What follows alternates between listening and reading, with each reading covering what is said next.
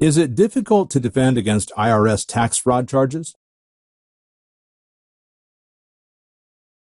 Attorney James Alston explains that. It is sometimes difficult for a prosecutor to prove that a person was truly attempting to defraud the government. In many instances, a defendant simply made an error and did not intend to break the law. The prosecution must establish beyond a reasonable doubt that the person standing trial had the intent to not pay their taxes or hide their assets. The confusing nature of the IRS tax code makes the possibility of mistakes or misunderstandings a real issue. There is also a difference between tax fraud and IRS tax evasion. While tax fraud carries with it severe penalties, tax evasion sentences are less harsh.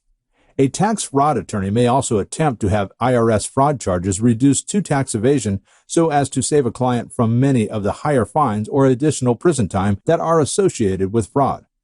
One of the first things the prosecution will try to prove in an IRS tax fraud case is whether or not the defendant was intentionally trying to avoid paying some or all of their taxes. Unintentional violations will often end with the person or business simply being required to pay what they owe. If a person or business tries to purposefully avoid taxes, then they may be penalized with up to 5 years in prison and face fines of up to $500,000.